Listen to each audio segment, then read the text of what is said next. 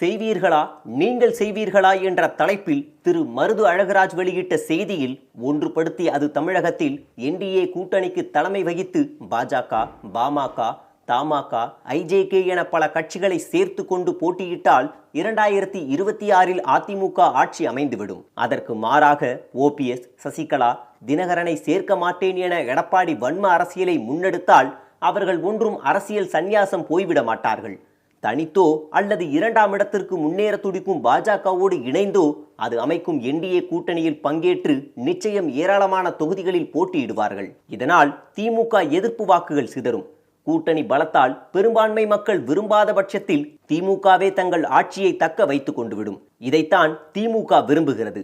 அவர்களின் இந்த விருப்பத்தை நிறைவேற்றி தருவதற்குத்தான் எடப்பாடி கட்சியை ஒன்றுபட விடமாட்டேன், பாஜகவுடன் கூட்டணி அமையவும் விடமாட்டேன், இதன் மூலம் என் மீதான கொடநாடு கொலை கொள்ளை வழக்கு மற்றும் எனது சம்பந்தி மீதான 4800 கோடி டெண்டர் முறைகேடு வழக்கு உள்ளிட்ட அபாயங்கள் அனைத்திலிருந்தும் தப்பித்துக் கொள்வேன் என்பதுதான் நாசக்கார எடப்பாடி போட்டு வைத்திருக்கும் நரி தந்திரமாகும். ஆக எடப்பாடிக்கு அதிமுகவின் தலைமை பதவி என்பது அவர் தனது கிரிமினல் குற்றங்களில் இருந்து தப்பிக்க பயன்படுத்துகிற பதுங்கு குழி என்பதே உண்மை.